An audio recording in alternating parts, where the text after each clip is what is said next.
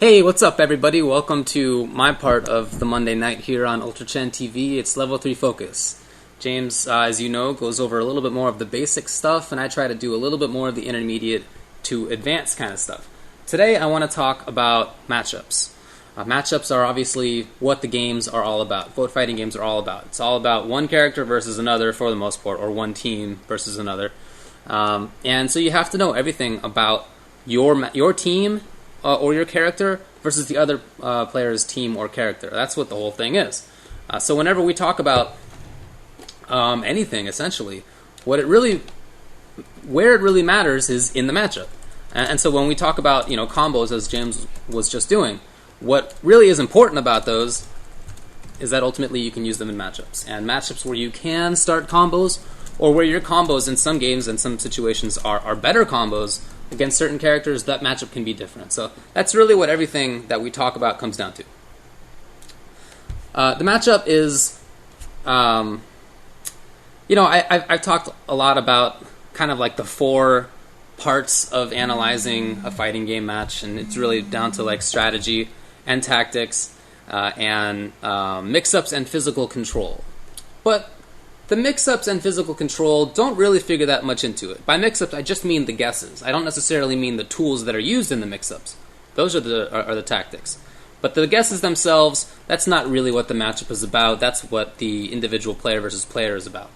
The physical control, again, that's not really what the matchup is about. You kind of assume that both players can do the same sort of physical stuff when you think about a matchup. So when you're thinking about a matchup, what I'm really talking about is the character versus character, not the player versus the player.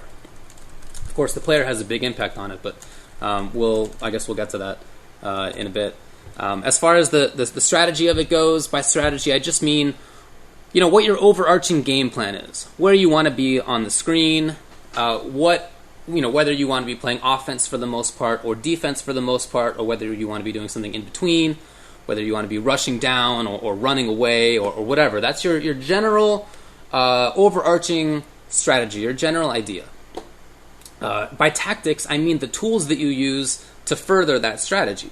So like an individual setup, a combo, an option select, a certain spacing on screen, all that stuff can be tactics. And those two things are really what a matchup in terms of character versus character or team versus team is about.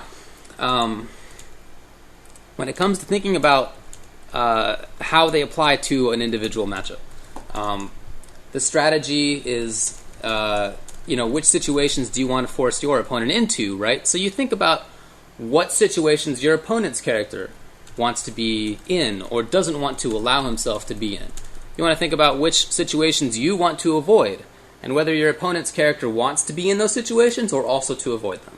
So for example, if I'm a very defensive character, if that's my game plan, and I'm going up against a very offensive character, that can be a one-sided matchup. Now, that doesn't necessarily mean that it's in the defensive player's favor or in the offensive player's favor. There are plenty of examples where a defensive character beats an offensive character badly, or where an offensive character beats a defensive character badly. Now, that's not the whole calculus here, but that's an important part of it, because it can tell you whether a matchup might be lopsided or not. The other thing you have to think about is the tactics. So if my offensive character is really strong once it gets in, but has a tough time getting in, and I'm facing off against somebody who isn't very good when he's up close, but when he's far away, when he's playing defensively from far away, is really good, maybe that's a bad matchup for me. Maybe the way that our tactics interact is bad for me. That's really what it's about, is how the tactics interact. How do your normals interact? Is one, at this spot on screen, is another one at this spot on screen, or is it at this spot on screen? And when they interact, which one wins? That kind of thing. You have to also think about, whether your character's wake-up attacks are good in the situations that your opponent can put you into. Whether your media pressure is good against your opponent. Whether your ability to jump in from a certain location is good against a particular opponent. That can vary widely from matchup to matchup. A good jump in against one character's anti-air might be a bad jump in against another character's anti-air. You have to find out how they interact. So it's all about that kind of individual interaction, I would say. So once you kind of consider that, you have to think about the combination as well. How do the strategies and tactics start to interact? For example, if I want to be playing very defensively, and my opponent wants to be playing very offensively, do his tactics allow him to do that? Do his tools allow him to do that? Or do my tools better allow me to do mine? It's really what it all comes down to, is how those strategies interact, how those tactics interact, and whether as the player you can come up with good enough strategies or carry your strategy out using the tactics that you have, or maybe tactics that you invent. So what I wanted to do today is go through some matchups in Street Fighter 4. Thought about doing Marvel and a couple other games, but I feel like that'll just take too long. Maybe sometime in the future I'll get to that too. But right now I just want to talk about Super Street Fighter 4 Arcade Edition version 2012, specifically characters that I have known pretty well. So when I played competitively, especially in vanilla of Street Fighter 4, I played a lot of Zangief. That was my character. I played a lot of Dalsum too. He was my backup character. That was pretty much the set of characters that I ran with. And whenever I had a character matchup that was bad for Zangief, I went over to Dalsum, or vice versa, and they pretty much covered each other. But when I was playing in tournaments, there were times that I thought a character was really good for me. I thought that Geef blew up this particular character. But upon further reevaluation of the matchup by my opponents, maybe it didn't seem so much like that anymore. Or maybe on further evaluation by me, it seemed better for me or worse for me. That happened a lot. And now with the hindsight of 4 years in Street Fighter 4, we've been playing this game for quite a while, 4.5 years really. I can kind of say how I think those matchups progressed. So I also want to talk about the evolution of matchups and how to adapt in a matchup, how to change things, whether things can change, all that kind of stuff. I'm going to talk about specifically Zangief versus Sagat, Zangief versus Dudley, Zangief versus Fei, and Zangief versus Abel. If I have time, I'm also going to get to some Hakan matchups, just because I think that would be fun to do, because it seems like nobody really knows what his matchups are. I just think that would be an enjoyable little excursion. So actually I'm going to take a break for now. And when we come back, I'm going to jump into some Geef matchups. I'll be back in just a second.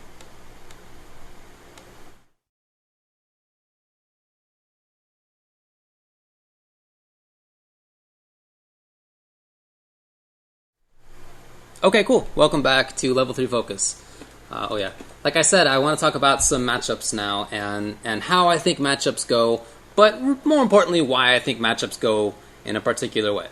I want to bring up a few Geef matchups. I'm going to start out with one of his worst ones. It's been consistently one of his worst matchups throughout every iteration of Street Fighter 4. It was bad at the start, it was bad in the middle, it continues to be bad. It just is not gotten better. Well, maybe a little bit better, but it is bad. And just the reason that it's bad is the combination of the general strategies and tactics involved. The tactics have changed a little bit, over the iterations. Sagat does a little bit less damage. Zangief can do a sweep under stand roundhouse now. Zangief doesn't knock down with EX hand. There are a few of these little changes. Jump attacks will not trade into Ultra in quite the same way as they used to in Vanilla. So it's a different matchup, but despite those tweaks, overall it's been consistently a bad match. And I think it'll be interesting to kind of delve into why that is. First, let me get my... Oh man, training stage only. Yeah. I wanted to get my favorite match, or my favorite stage. Yeah, this game didn't let you switch. Yeah, the volcano. It's the best. Just to be annoying. It's seriously what I always play online, just to frustrate people. Especially with red Zangief. Man, I don't even have red Geef. Anyway, this match is... Here, let me go up to record so I can temporarily take control of this dude. The reason that this match... well, actually, let me just start out from a very basic level. What do these two characters want to do? Where are their strengths? Okay, so let's go back to Geef. Geef is a character that has some pretty good normal attacks. This is a good normal attack for sure. This is a good normal attack. These are good normal attacks. Oh, this is pretty good. This can be useful. this can be useful too in some matches. This is awful, even though it got buffed. Check out my buff. Yeah, it knocks down, but only the far version, and you can't combo into it. So he's pretty good at this range, but that's not really what Zangief is most known for, although it is a giant part of his game, maybe even the strongest part of his game. But other than that, he's known for command grabs. Right, he has this range that's about here, where he can grab you in a way that's untechable and very annoying, and right after that he comes over to you, and you have to deal with, of course I screwed up, you have to deal with the mix-up right after the green hand, or even better, 360 kick, which gives you, some really annoying meaty games. In conclusion, he's a close-in character. He doesn't have anything that goes far screen. He, from outside of about this range, he really doesn't have tools that are solid. So he needs to be close to you. Sagat, very different story. Sagat has projectiles that are good. These are good projectiles. They're probably not the best in the game, but they are, some of the better projectiles in the game. The EX1 can knock down, right, and this is going to be a frustration. He has this Dragon Punch that has good range, great range as far as Dragon Punches go, actually, even though it's not one of the fastest ones. He has, he has some good normals, things like this, that hit with a very annoying arc. This is pretty good too. This is not that great. This is okay. Now he has okay things when he gets to a certain range. This range is not really his preferred range, especially against Zangief. Better for him is to be a little bit farther away, where he can be throwing a fireball and convince you to jump over it, and get an anti-air this, get an anti-air that, even get an anti-air that, something like that. And when you get frustrated and don't want to jump anymore, he can just harass you with this kind of thing, right? With stand roundhouses or whatever it is. This thing. So we have two very different character archetypes, right? We have the close-in character that doesn't really have the best options to get around stuff. We have the defensive character that has pretty good options to keep characters out. And is okay up close, but definitely not where he would prefer to be.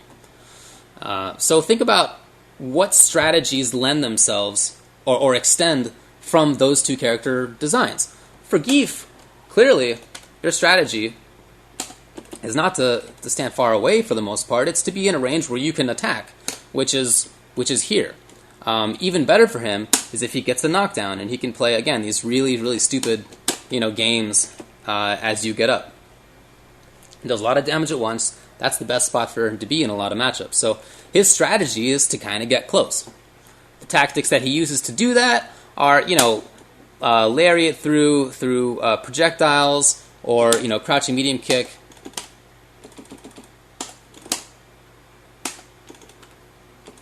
Crouching medium kick can get under this while moving him forward. Stuff like that. He can jump, of course, which is a little risky. He doesn't really have the best tactics, but he has some in order to get in, of course. Sagat, in order to or let's say his strategy, thinking about what he can do, is to play a keep away game, especially in this matchup. That's really what he wants to do. He doesn't want to get any closer than about here, where like a tiger knee can be safe, or where he can do a stand roundhouse, or where he can react to a jump pretty easily, or where he can push Zangief out with a fireball that Zangief can't really react to. So that's his strategy, is to play this kind of keep away game. His tactics to do it are the fireballs, the dragon punch, the stand roundhouse, the tiger knee, stuff like that. So what then is the interaction of these two things? Unfortunately for Zangief, in almost every case, the interaction is not in his favor. So let me just record this. Ugh, God. Look how giant Zangief is. Okay, he can't deal with that thing from such a good distance. He runs into it from that far away. That's gigantic. So this thing by itself takes up so much of Zangief's space. At a range, as you can see, let me pause it right there. That range that you can see is pretty much where Zangief wants to be standing. That's what he would like. That's where he would like to be. But Sagat, with that one move, takes up all that space. At that same range, just outside of stand roundhouse range. Wow, it's ridiculous. I'm trying to find a range where it doesn't hit. Okay, it's about there. At that range, Zangief can't really react to these very well. It's just hard to do. You know, you can predict it. You can be awesome at reacting and get it, but it's just kind of tough to do, especially with Sagat being active and not just sitting there making it easy on you. Sagat, you know, has excellent, against Zangief anyway, excellent DP. He has all these good things that will anti-air Zangief, and in some cases can still trade, and you can still get, you know, pretty good damage. Unfortunately for Zangief, the damage isn't really the thing. A little bit of it, but not the whole thing. The bigger problem is that in this kind of case... Oh, wrong one. Wow. I'm just not going to do exhibitions like that, I guess. Trying to do EX Tiger Shot after that.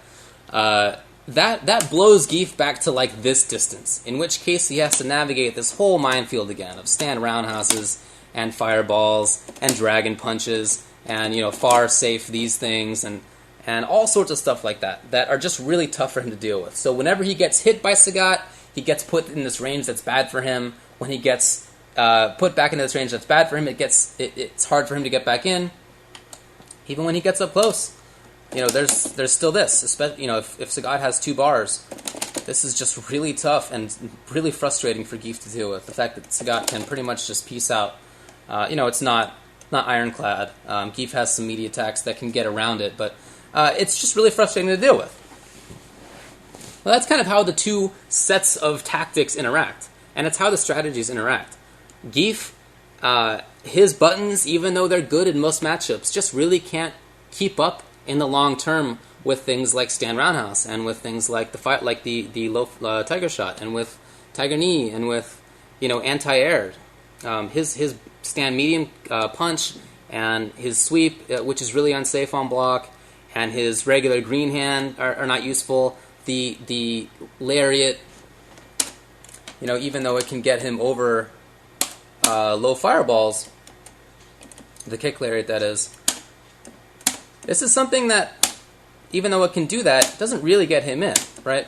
If I react to a fireball from this range, I don't really get that far in, so I can avoid some damage and I can avoid being pushed back away, but that's not really a long-term thing, again.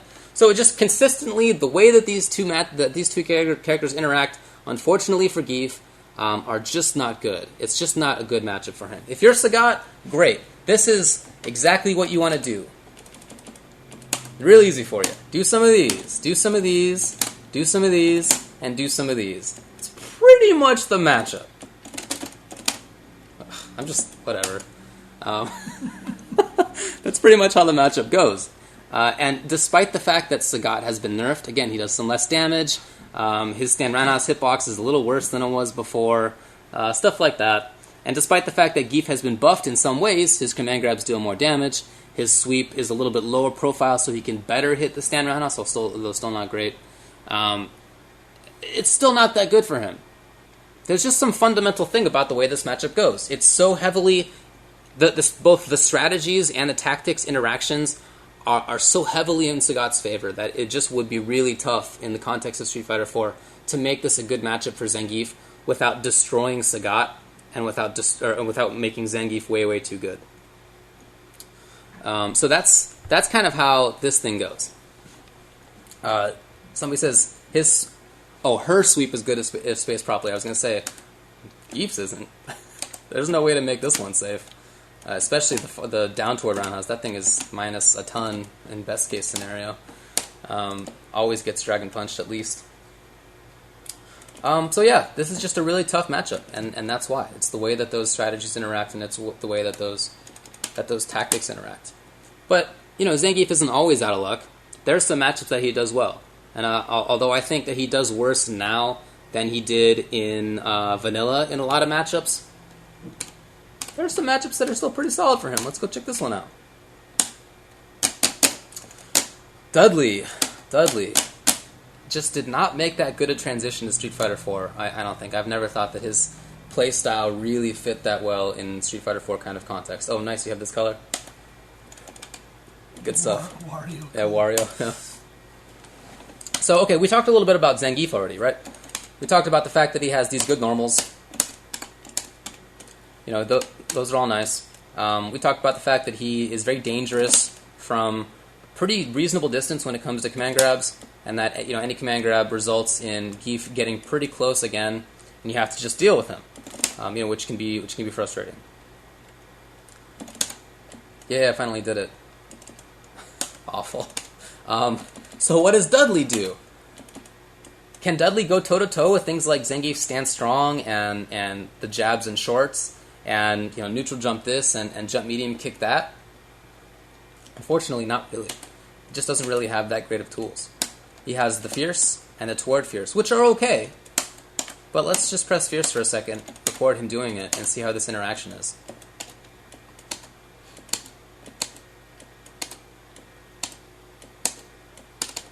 I'm just trying to, like... Oh, man. Okay, so I lost a couple of times. But for the most part, Zangief's is faster, goes farther, and has better priority than the Stand Fierce from Dudley. What about the Toward Fierce? Okay, it's a little better. Unfortunately, on whiff, it's really punishable. So if you're Dudley, you have to time that really well. It's not like he has no options here, but they're not that great. His other normals just really aren't that useful in this kind of matchup. This is okay if you're at a certain distance, but he just really doesn't have very good stuff to deal with where Zangief wants to stand. I mean, his Dragon Punch even is really not invincible unless you use EX, so he really doesn't even have the same kind of get-off-me options as Sagat does. Even though he has this normal that, in some respects, kind of looks like a stand roundhouse from Sagat, clearly does not have the range, it doesn't have the priority, it's not as fast, and it's easier to punish than Sagat's stand roundhouse, all of which go toward Geef's favor. So when you're thinking about this matchup, think about, again, Zangief's strategy. Wants to be in a certain spot, wants to be in a location that's pretty close to Dudley, wants to be pressing buttons that are tough for Dudley to deal with. Think about it from Dudley's perspective. This is, I guess I didn't go into this, but this is a character that needs to be up close to deal damage, where he has pretty... I'm not even going to try to link, that's ridiculous. Needs to have pretty close range to really deal damage. Of course, if he's there, he can deal a ton of damage. That's his character in this game. It's a high-low mix-up game into a lot of damage. Unfortunately, when he's up against Zangief, who has some of the better reasons to not be right up close in the game, those don't really work out that well. So here's an invincible reason to not be near Geef, which goes into, you know, mix-ups afterward. This one and this one, same thing. Can't really jump at him. Can't really be up close that well. The fact that you know, he has this as well. He has these things up close, specifically up close, that are pretty good, and make it so that you don't really want to be up close against him. But that's where Dudley wants to be. If Dudley is over here, he's just not doing anything. He is walking around hoping that Geef does something stupid. He's not making anything happen. He's just kind of waiting it out. That can work in some instances, but it's really not a long-term thing against a good player. So when you think about how, again, these strategies and tactics interact, they want to be close together. Both of them want to be in this range that's pretty close. They can't really be far and be effective, but when they are up close, Geef's tactics just dominate against Dudley's. His buttons are better. His reasons to not be close, for Dudley to not be close, are better. Again, I mentioned Dudley's Dragon Punch not invincible unless EX. Doesn't really provide much reason for Geef to not be close. So the way that these two things work out is just really, really frustrating for the Dudley player. It's kind of the same thing as the Sagat matchup, but instead of being an up-close character versus a far-away character, it's two up-close characters, one of which has tactics that just blow up the other ones, that just make it very, very difficult for Dudley to survive. So that's a couple of matchups for Zangief. You know what, actually, I think I'd like to do is go over to Hakan. How long is... Alright, actually, let's take a break. And when we come back, actually, I'm gonna stick with Geef, but now I want to talk more about adapting in matchups, how a matchup can change and how you can make it change.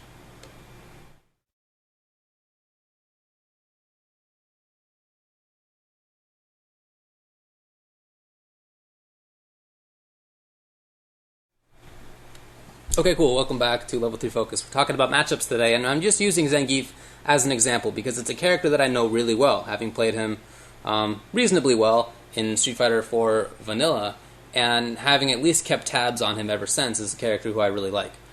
So I've kind of watched his matchups change. And that's what I want to talk about now. We've talked about how to figure out kind of what a matchup is, right? Look at the strategies of the respective characters, look at the tactics of the respective characters, and then see how they interact. Look at the buttons, look at the setups, look at the damage outputs, look at all the things that make up your tools. Look at the spacings, all that stuff.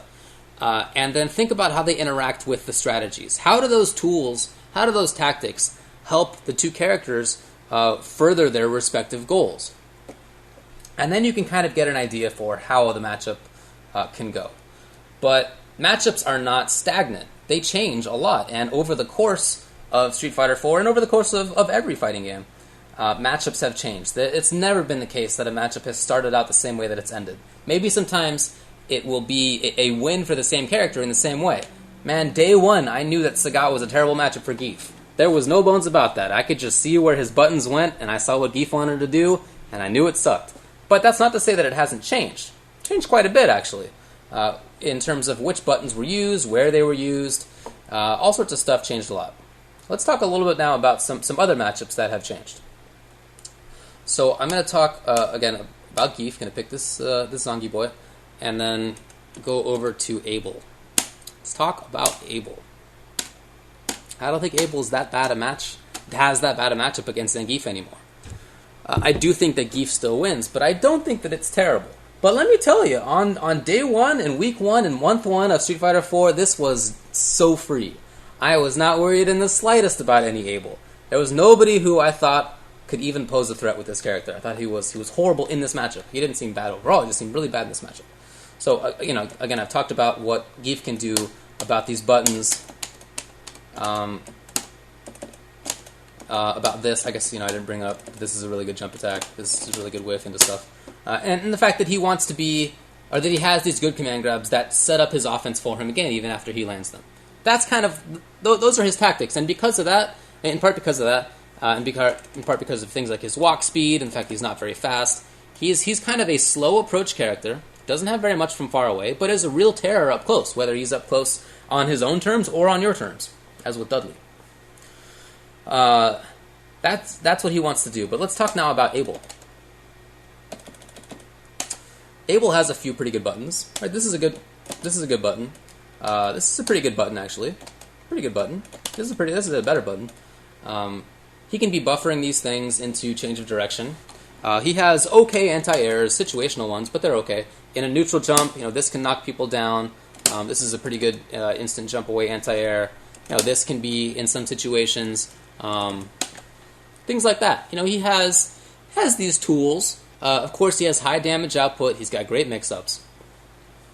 And in fact, he's one of the characters that can be really annoying for Zangief on Zangief's wake-up. I'm going to wake up with command grab. Oh, and I mistimed, of course. I don't know why I'm trying to actually show anything. What did you try to do? I tried to do meaty tornado throw, and I didn't actually time it as a meaty attack. I'm the best. Whatever, I got crouching jab instead of tornado throw. The point is that his command grabs are not throwable. They're throw invincible. And all of Zangief's wake-up attacks, all of his options are throwable. He, in fact, has nothing that's not throwable.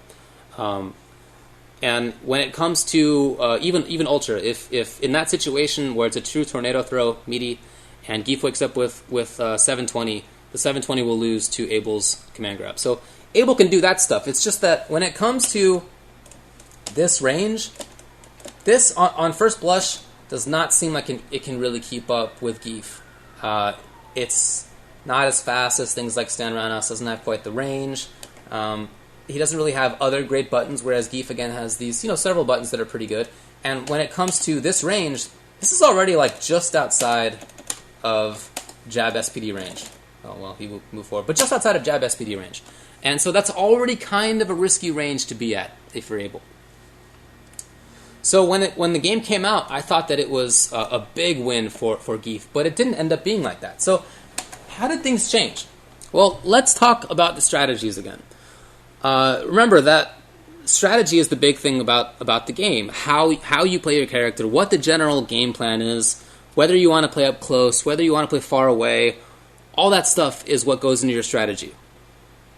For Abel, it seemed at first like he wanted to be up close against Zangief because, again, he has these good mix-ups. Has a cross-up, has command grabs, has rolls that can end up on either side. Things that are good mix-ups on most characters. But against Zangief just don't really work out because, as I already showed, Zangief has things that can deal with up-close mix-ups, like the command grabs, like lariats, stuff like that. Even if he gets beaten by meaty tornado throw, if Zangief does a normal jump into headbutt, that can be a 600 stun combo, a 700 stun combo, and Abel can't take, even though he has good dizzy, he can't take another hit into a combo or else he'll be stunned. So, it's a dangerous position for him to be in. So it seemed like he wanted to do that at first, but that's not really how it ended up working out.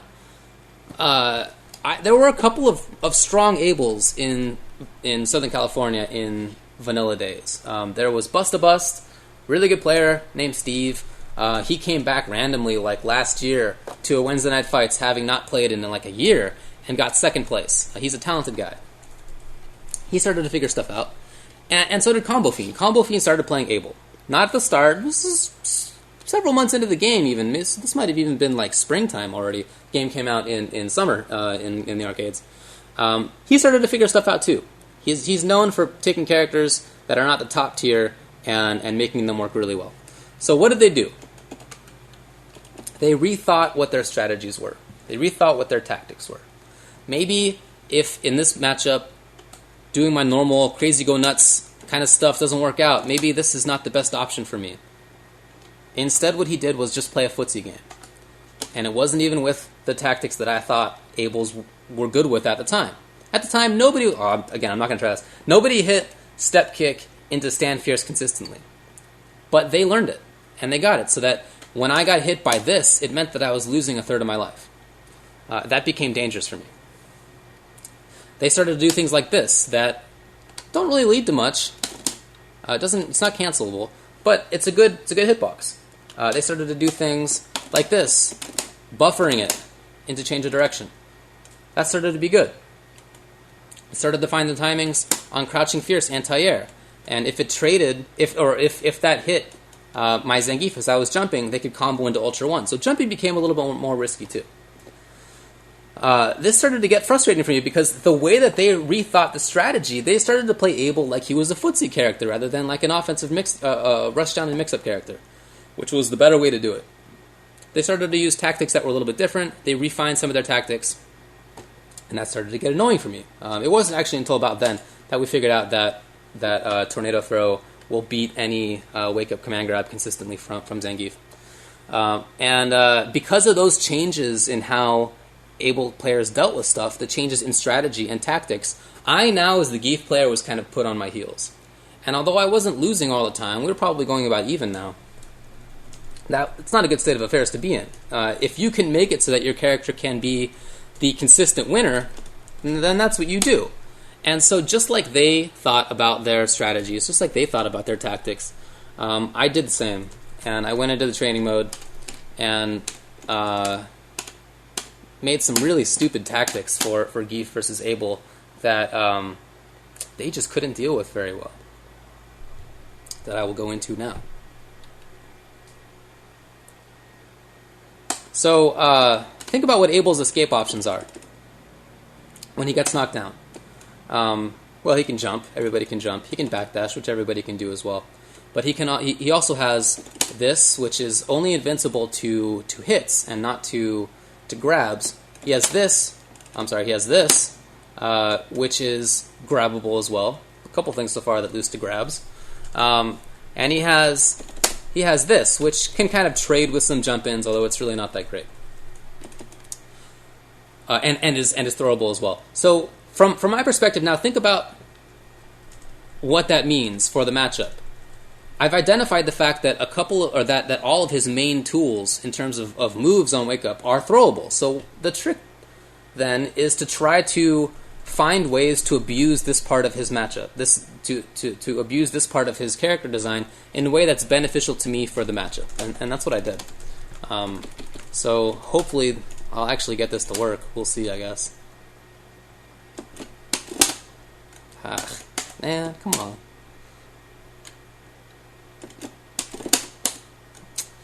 That was negative-edged. Yeah, it was.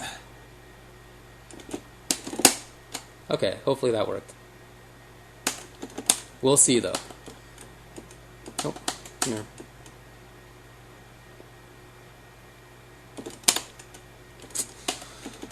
Da-da-da.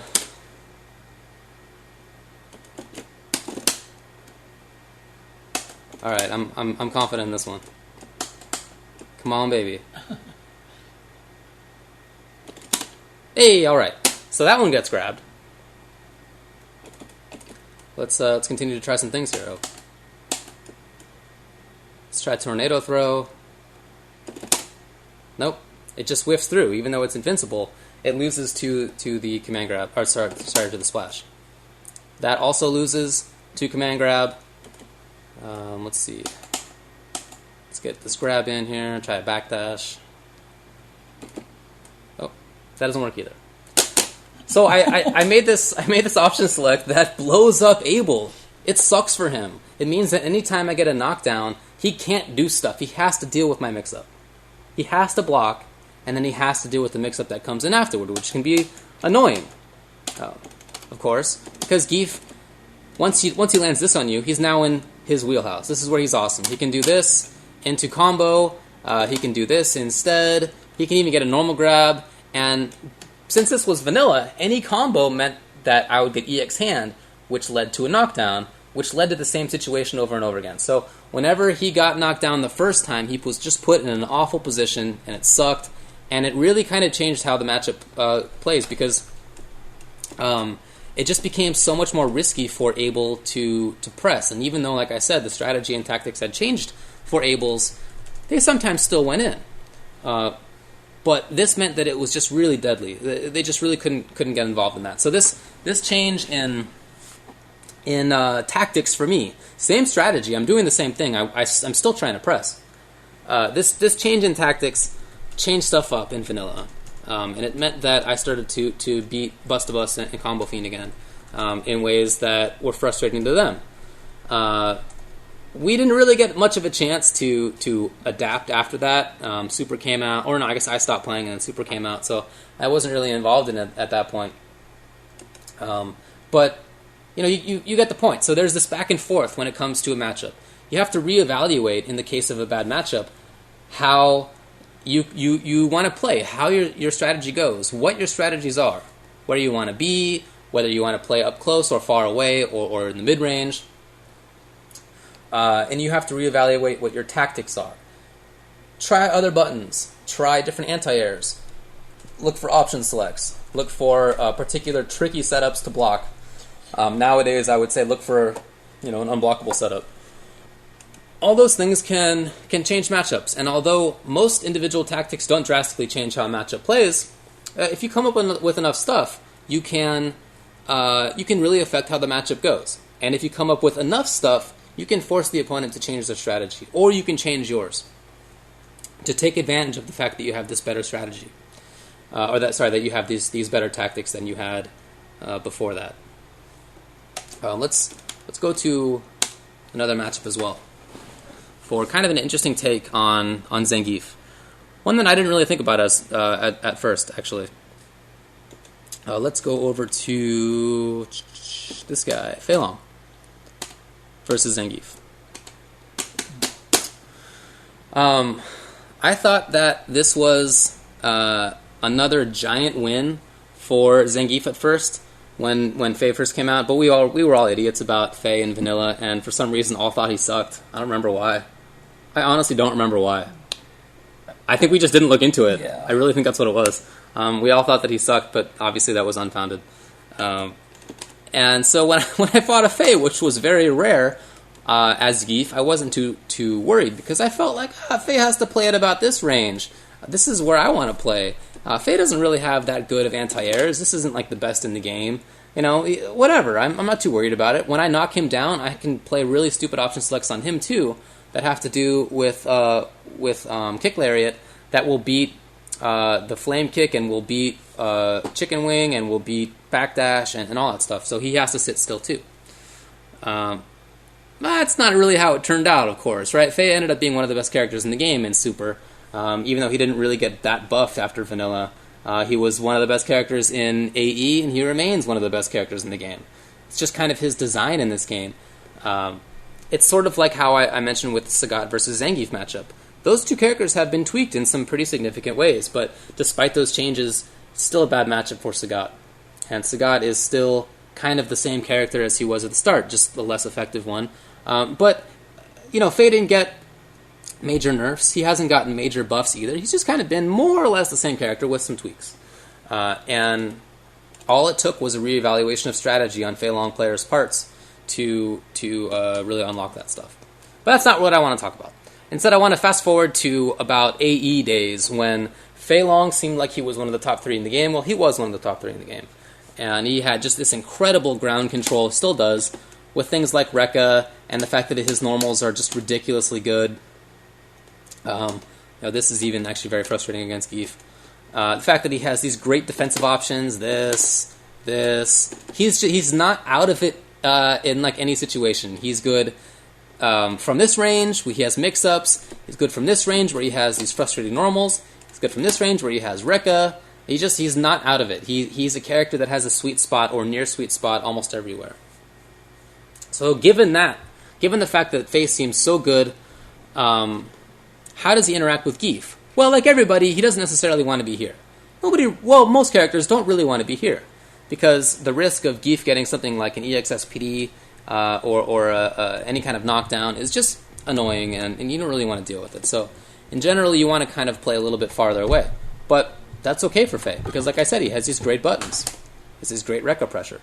So being at a little distance is fine. And I started to think that maybe Zangief doesn't do that great. Maybe it was just an even matchup, to say. Not that I thought that Zangief lost. But then this dude came along, and his name was Flash Metroid, and he played Zangief in a totally different way than I did. Totally different way. My Zangief was always a get-in kind of Zangief. I need to be in here, I need to be doing stuff, I got to be in this range. He was not like that at all.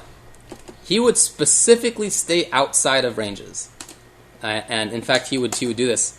He thought this was one of the most broken things in the game. In AE. And the reason is that he reevaluated what Zangief's strategy is. Maybe it's not always get up close. Maybe it's play defense, which is totally out of left field for me. But he brought a very smart take on how this character can be played. Let's look again at his options. This is a great anti-air. This is a good anti-air too. This is a very good normal for keeping people outside of that range. This is very good reason to not stay in a certain range. This is also a good thing too, the command grab, because it only starts up in 2 frames, so it can punish lots and lots of stuff. And he has, this, which is really solid. Let's see, this, which is really solid. He has these tools that, upon further analysis, can in fact be used defensively. And even though he's not dealing damage, he is safeguarding himself. He is being a fortress. And that's how Flash Metroid played him. And that year, he got to top 8 in Street Fighter IV at EVO, essentially using Turtle Zangief, a totally different style than I had imagined. And in fact, when he played against Fei Long's, he did the same thing. He went into the corner. He didn't corner himself like an idiot. Let's go back to restart. He fought for his space, right? He would take a step back, this kind of thing, making sure that he was just outside of Rekka range. Using this, but willing to move backwards because he knew. Let's go in the corner here, because he knew that once Zangief got to a certain range, Fei does not want to be here. Fine against most characters, but against Zangief, he doesn't want to be there. And Flash knew that. So he knew that at some point he wouldn't really have to worry that much about Fei's mix-ups. And that meant that Fei could really just do this stuff and this stuff, which is good, but against Geef normals are some of the better things for dealing with that in the game. Let me put it that way. And the fact that Geef can punish the Rekkas in many situations with command grab in ways that most characters can't means that Fei can't even really chip him out. Fei's just kind of at this range. And so if he needs to break down Geef's defense, it's tough. And that's in my mind a very interesting switch on the strategies. It's a great illustration of how you don't have to play the games and the strategies that you first thought. Maybe it takes a complete reevaluation of what you want to do in order to succeed better than you had thought. So matchups changeable, you can adapt. It's all about figuring out new tactics, figuring out new uses for old tactics, and changing up strategies entirely in some cases like this. So, I guess I'll take just a quick break, and when I come back, let me just go into like a couple Hakan matchups because I think that would be fun.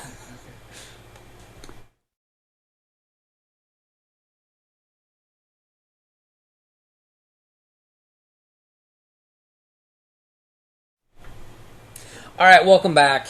Kind of done talking about actual matchup stuff now. I just want to kind of go into a couple of Hakan things because I think it's fun and nobody ever talks about it. Man, everybody's so worried about Akuma, right? He's so good. And he is good. Definitely top 3. Maybe the best. But everybody has bad matchups in this game, and I think that this is one of his. When this character first came out, when Hakan first came out, I definitely thought he got blown up by Akuma. Thought it was impossible. I was playing against like top 8 at Evo Edma though, so whatever. But I was also just not thinking that well about the character at the time. Because after a couple of tweaks to how his character works, and a couple of tweaks to how Akuma works, I think that this matchup is definitely in Hakan's favor. So let's think about the overall strategies. Right, Hakan is a complex character. He is tough to figure out when it comes to strategy and to tactics. It's not obvious where to stand with him. It's not obvious when to oil up. It's not obvious when to press your advantage or whether to back off and oil up. Obviously, you want to be oiled, but when to do it, how to do it, not very obvious in a lot of cases. Whether he's played as a rush-down mix-up character or whether he's played as a mid-range footsie character. I think he can play both of those things. So whether to do one or the other is not immediately obvious.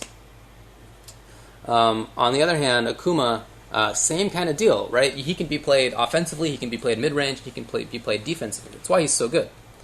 But after thinking about the strategies, let's move on to the tactics. What are the individual things that these two characters use? So Hakan has a couple actually pretty good normals. This is a good normal. This has a great hitbox on it. This is toward medium kick. This is crouching strong and has a great hitbox on it as well. This is toward short. That's toward medium kick. That's toward short. And it's cancelable. So, as you're walking around with it as Hakan, you're buffering into slide. Same thing with this too. Crouching jab is cancelable into slide. So he has some pretty good normals actually. This is okay. Obviously. Akuma, what are the ones he wants to use in the mid-range? Well, it's basically this. Occasionally this. It's pretty much those two tools. He has this, which is a little bit less of a go-to move. But, those kind of three things are really what his mid-range game is about. Well, sorry. And this. Right, air fireball. It's pretty much his mid-range game right there. When it comes to his defensive runaway game, again, he has good options. Right, great teleport for wake up. Great teleport for if you see like the opponent trying to jump when you're in the corner, you can teleport yourself out. He has a good dragon punch defensively. He has pretty good walk speed, so he can stay away from stuff. And when it comes to offense, of course he has whatever. I don't know how to do any of the setups anymore. But he has a vortex that's good. That's really good. He has mix-ups up close that are good with grab or counter hit, that kind of stuff. Just a very all-around good character. But Hakan has ways to deal with that stuff. So let's talk about his mid-range game. Actually, let me set this up. right? So EX slide, even when you're dried, punishes a fireball from very far away, but once you're oiled especially, you really can't do it from anywhere. You could EX slide immediately. So it's not really a great option for Akuma. What about when Akuma walks around with Sweep, right? This is a frustrating thing to deal with. Most characters can't do much about that. Hakan can't really press a button, but he does punish it on block with jab slide, and that's not really whether he's oiled or not. That's just kind of how it is. Dope.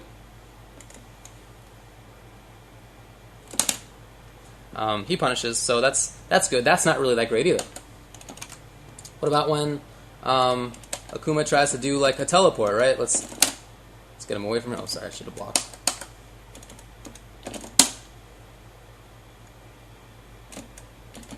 All right, so let's say this is like on wake up, right?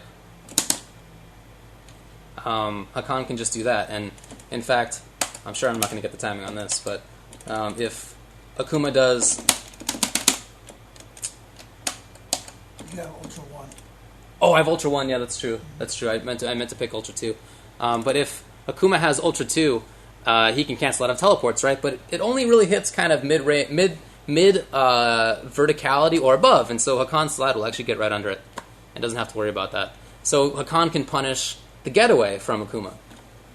What about Akuma's mix-ups, right? His up-close mix-ups. The Vortex blows up a lot of characters. Just stupid to do against Hakan, especially with Ultra 2. It is not worth... let's see. It is not worth taking this damage. Right? Oh my god, come on, dude. Really? Hey! It's really just not worth doing this. I can, as the Hakan player, know what your setups are, and know ones that will leave you in the air enough. And this is instant. The Ultra 2 is instant. It's just like a 720 grab. If you're in the air, when it starts, you are caught. So the Vortex is pretty stupid against Hakan too. Even ones that can like land in time, which there are some setups that can land in time, are kind of tricky for Hakan, but this is still good damage. Right, look at that on Akuma, even if I'm this, or especially if I'm this. Sorry. This is just a lot of damage for Akuma to be taking. 230 damage on that character's life is really good. So if you're Akuma, playing this am I on the ground or not game is just not really a long-term thing. It's just kind of a stupid thing to do unless you really need to make some damage happen.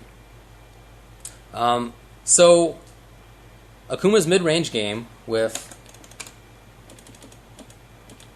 this, his keep away game with this, and with this, and his pressure game with, the Vortex, all of those are kind of bad ideas against Hakan, and that's against dry Hakan. Let's do this. Although again, I'm sure I'm going to screw this up, but we'll see.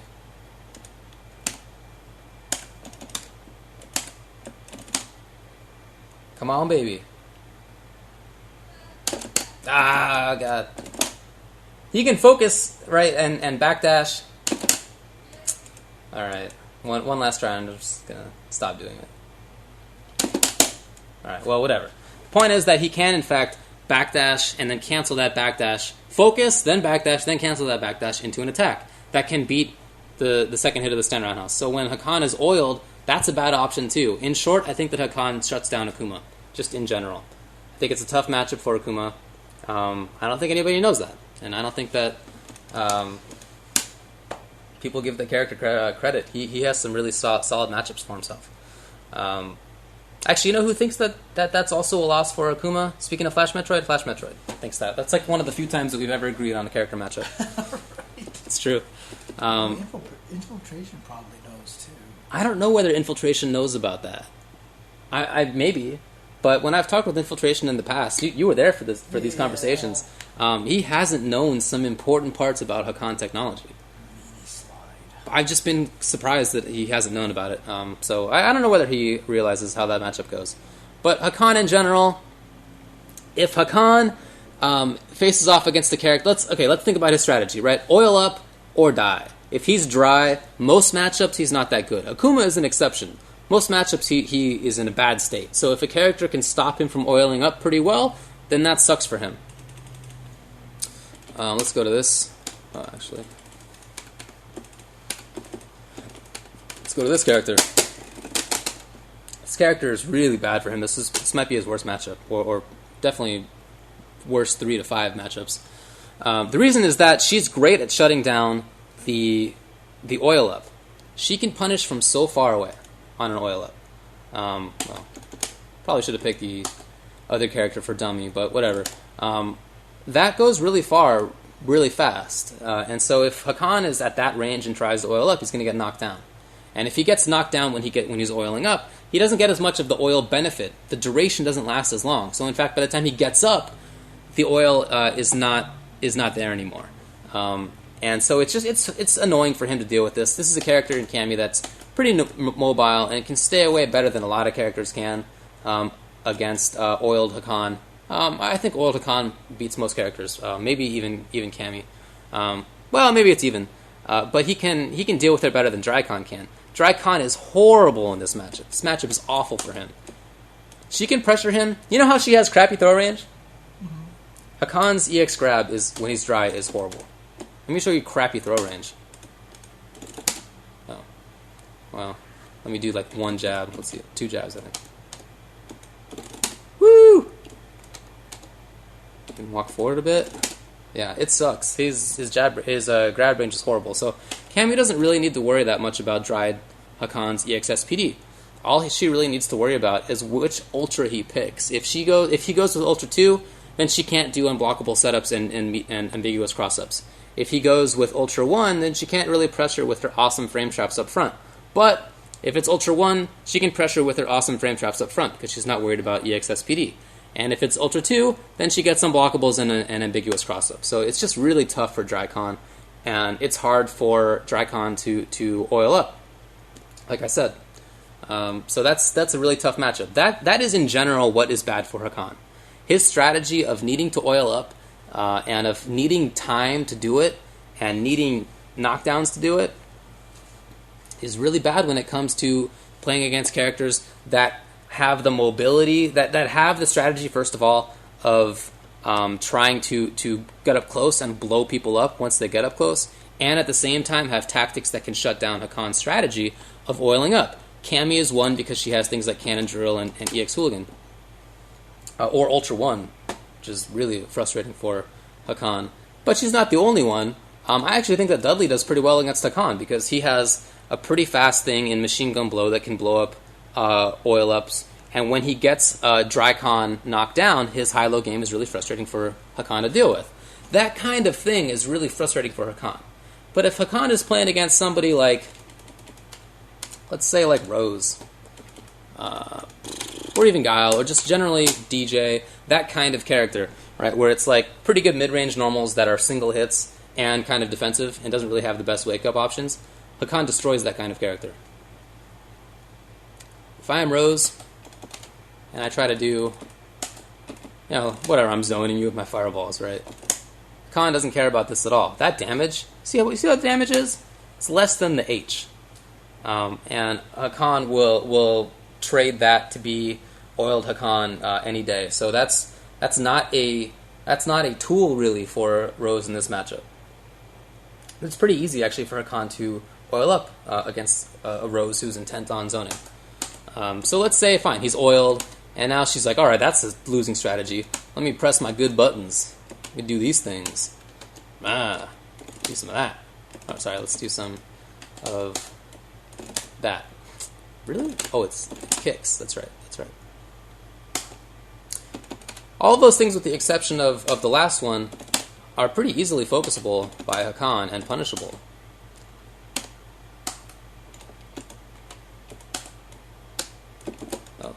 Probably should have jumped first so I know when that's going to happen.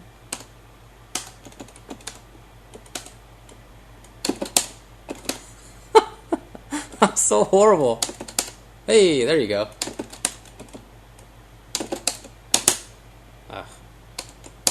That links.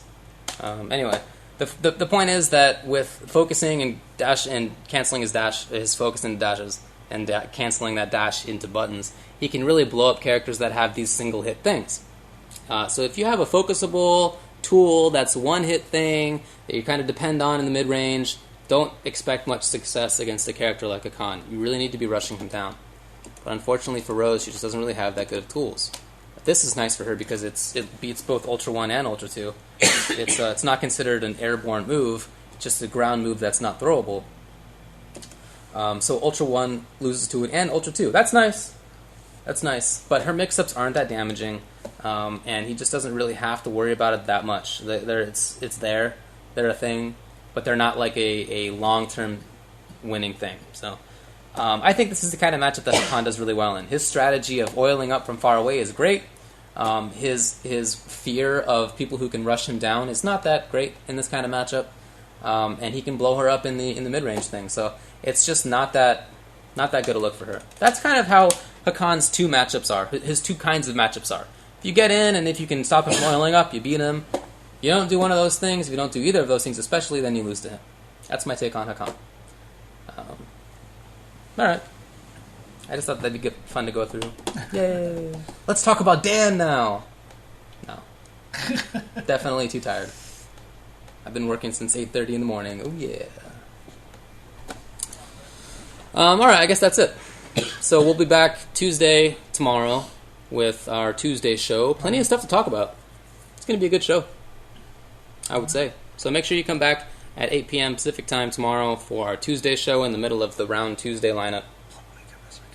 Don't forget to watch Wake Up Shoryuken, which happens just before us. It's at 7 p.m. Pacific time. That's at twitch.tv/Keats. They always have a special guest on, and they go over the news of the day, and they have an interview, and it's always a good show. So check that out before us, and we're on at 8. Then I'm not sure if Cross Counter's on at 9. I don't know. I guess we'll find out. But definitely the show that sucks is on at 10 at twitch.tv/iPlayWinner. So that's the lineup for Round Tuesday. We're in it. Make sure you check it out. We'll see you then.